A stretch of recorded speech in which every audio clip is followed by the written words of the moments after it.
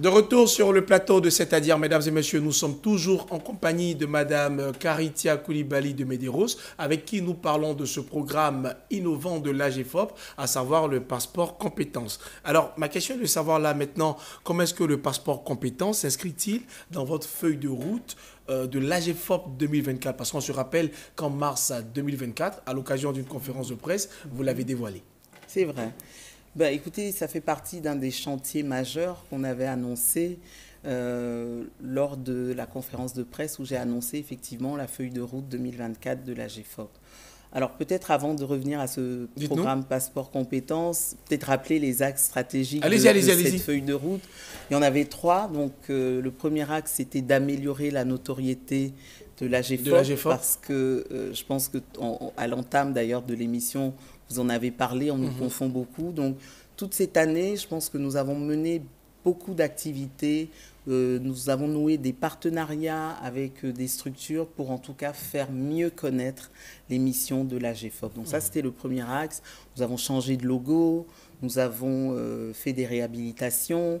En termes de représentation à l'intérieur du pays, nous étions au sein des établissements publics de formation professionnelle. Aujourd'hui, nous avons nos propres locaux, nous sommes plus proches des populations et plus visibles. En ce qui concerne le deuxième axe, justement, c'était d'amplifier ce qu'on sait faire, c'était d'amplifier notre expertise, notre cœur de métier qui est l'ingénierie de la formation. Et c'était justement pour cette amplification que nous avons conçu le programme national Passeport Compétences. Comme je vous l'ai dit, en fait, ce n'est pas une nouvelle activité, c'est vraiment l'ensemble des activités de l'AGEFOP que nous avons mises en musique dans chacun des territoires. Vous vous rapprochez des populations et des jeunes. Des jeunes, des territoires également, parce que nous pensons qu'il faut développer les compétences des jeunes dans les territoires pour éviter que tout soit concentré justement à Abidjan. Et puis le troisième axe de cette feuille de route, c'était de renforcer les ressources humaines, les ressources financières et les ressources matérielles. Donc nous sommes en train d'y travailler avec un certain nombre de formations pour le personnel et en prévision un recrutement de jeunes du cœur de métier. Pour les ressources financières, nous travaillons avec les partenaires techniques et financiers traditionnels et nous souhaitons qu'ils augmentent, on va dire, leur participation pour le financement de nos activités. Mais nous faisons également actuellement un très très gros plaidoyer auprès du ministre du Budget et des Finances pour que justement nous puissions avoir les ressources, en tout cas au moins celles nécessaires au diagnostic qui permettra d'avoir l'identification des besoins en compétences de toutes les régions de la Côte d'Ivoire dans le cadre de ce passeport compétences-là. Justement, alors, ce passeport compétences, donc vous l'avez compris, c'est vraiment, on va dire, le quotidien de la GFOP, mais nous le faisons aujourd'hui de manière peut-être un peu plus structurée et avec comme objectif, pour la fin de l'année 2025 ou au plus tard la fin de l'année 2026, avoir cette cartographie des besoins. Justement, et dans la zone de la région du Sud Komoué, c'est là qu'est lancée donc la phase pilote. Et dans la première partie de l'émission, vous nous disiez que les secteurs dans lesquels cette phase pilote sera lancée, on pourrait parler donc d'agriculture, on parle également d'agropastoral. Est-ce que ces secteurs-là sont les mêmes dans toutes les régions de la Côte d'Ivoire? Non, pas dans toutes les régions, en fonction justement des bassins d'emploi, en fonction de la stratégie du conseil régional, où est-ce qu'il se voit d'ici 3 ans, 5 ans, par exemple. Je connais, on va dire, un président de conseil régional qui souhaite faire d'un département de sa région un hub numérique. Je veux dire, en fonction on va dire, du développement stratégique des collectivités, il y aura, je pense, des secteurs qui seront un peu plus mis en lumière que d'autres. Et aussi, il faudra quand même composer, comme je l'ai dit, avec les potentialités économiques de la région. Donc peut-être que stratégiquement, eux-mêmes penseront à des secteurs, mais nous, en tant que justement cabinet d'ingénierie, nous pourrons leur dire, écoutez, il y a tel secteur qui serait plus porteur, il y a tel métier auquel il faudrait s'intéresser. Donc c'est tout ça que nous combinerons ensemble. Donc pour faire simple, à chaque région, son secteur d'activité cible. Oui, bien sûr, en, on va dire, conservant un minimum, on va dire, de secteurs qui restent transversaux.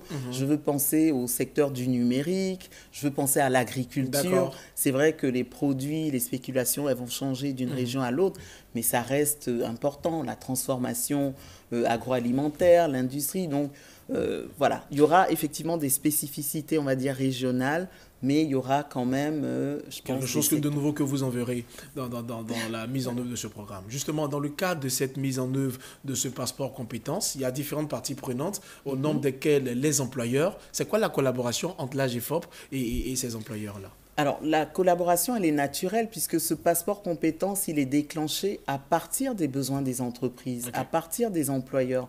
Donc, c'est un partenariat, c'est une...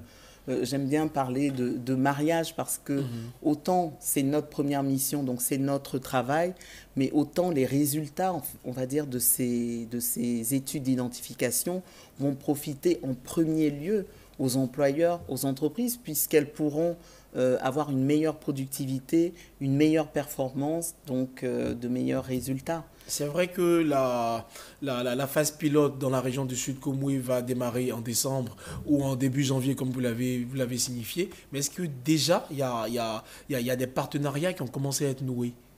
Oui, alors, comme je vous ai dit, ce programme Passeport Compétences, c'est vraiment le quotidien de la GFOP.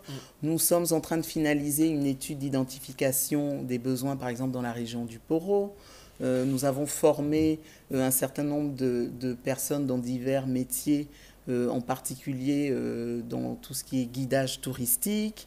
Nous prévoyons de nous déployer également dans le Cavali. En fait, la phase pilote, elle démarre dans le Sud Komoué, mais en réalité, ce que nous souhaitons, c'est avoir une phase pilote qui va comprendre plusieurs régions. Ok. La région du Sud Komoué, le district des Savanes avec dans le nord, donc le Sud Komoué qui est dans le sud-est, donc je connais ma géographie. Le district des Savanes avec la région de la Bagoué, la région du Poro, la région du Tchologo, la région du Cavali à l'ouest, et puis pour les secteurs d'activité choisis pour la phase pilote, ce sera soit le secteur du numérique, soit le secteur de l'industrie, et nous le déciderons également là dans le courant de ce mois. Difficile d'élaborer un projet aujourd'hui sans inclure le volet digitalisation. Qu'en est-il au sein du passeport compétences? Alors pour mettre tout cela en musique, nous sommes en train de finaliser notre plateforme digitale, notre plateforme e-learning. Je peux déjà donner le nom, qui est Digifop. Digifop, qui est notre plateforme digitale, mais que nous sommes en train de finaliser. C'est vrai qu'on peut déjà y aller, mais nous sommes en train de la finaliser.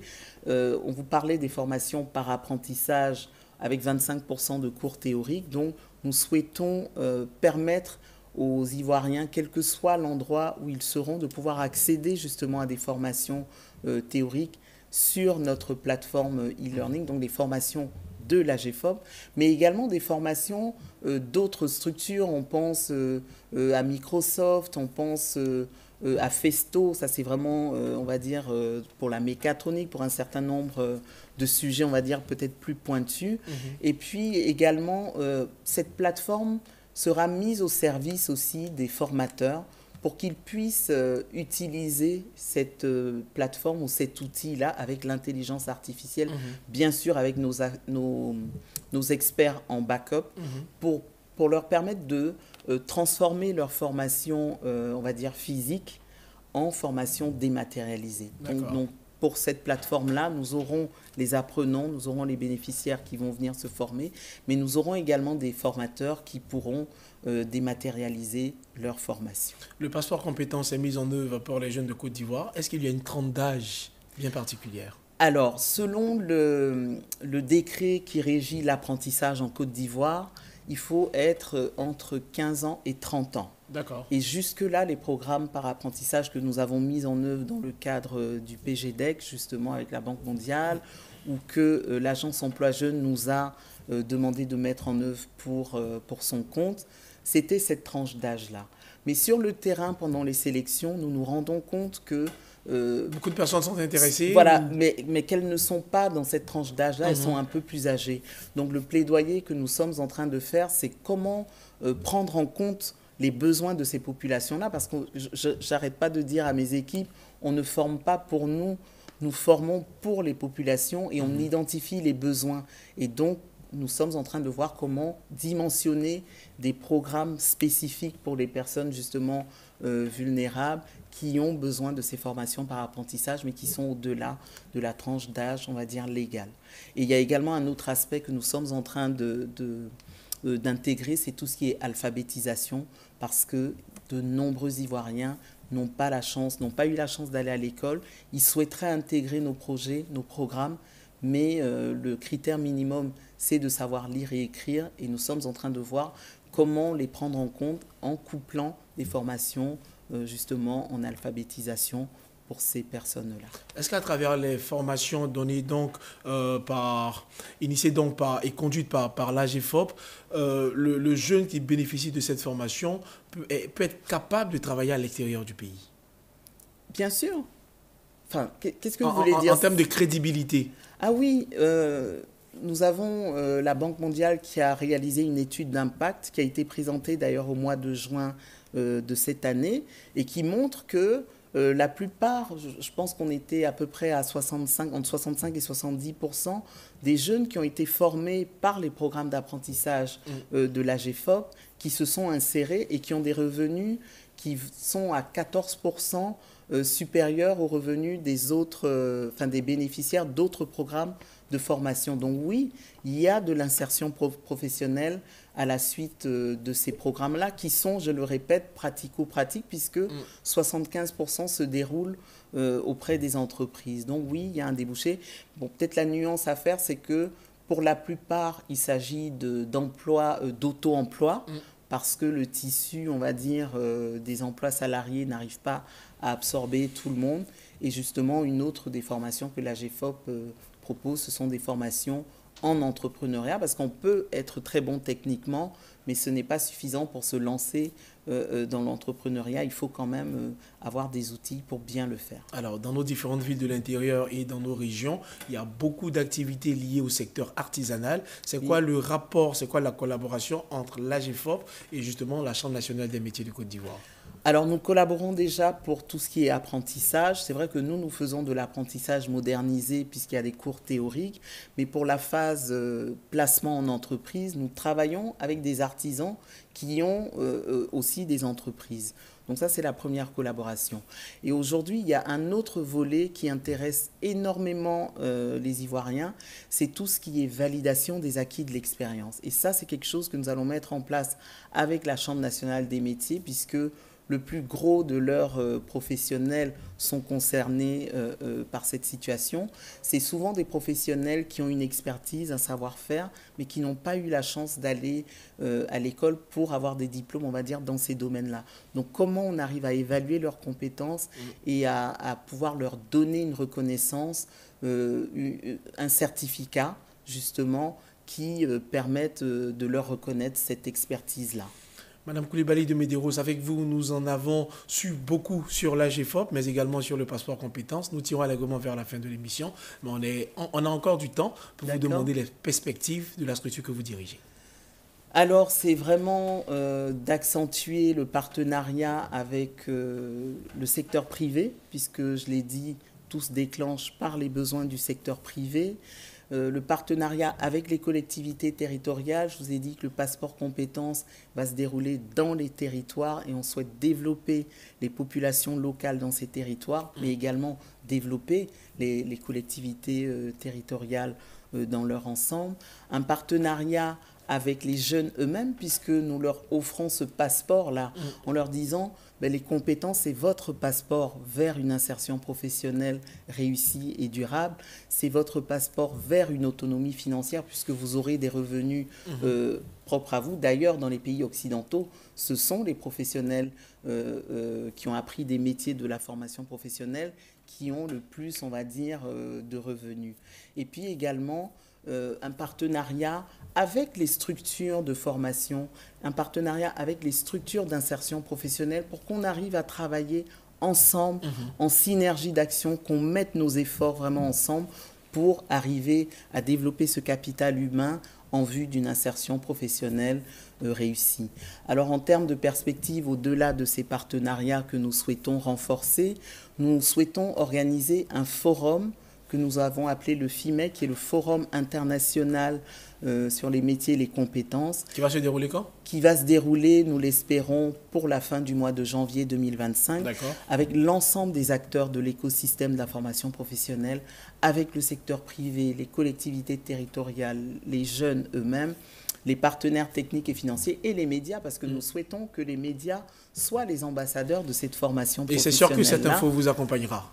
J'espère, je l'espère. Et donc, ce sera une plateforme d'échange, de partage d'expériences avec des personnes qui viendraient de l'international pour nous partager les bonnes pratiques qui ont marché justement dans leur pays, avec le secteur privé qui va, on va dire, reprendre confiance en tout ce que nous faisons, parce que le ministère de la formation professionnelle, et d'ailleurs d'autres ministères font beaucoup pour l'évolution de cette formation professionnelle, font beaucoup pour que le secteur privé, bénéficie d'une main-d'œuvre qualité. Donc ce sera le lieu de se parler, de voir aussi si ce que nous faisons répond aux attentes et aux besoins de toutes ces parties prenantes. Donc on va se parler, on va mettre nos efforts ensemble et nous espérons sortir avec un livre blanc, des recommandations claires pour le développement de cette formation professionnelle et une meilleure image de la formation professionnelle. Et nous, on ne peut que vous souhaiter bon vent.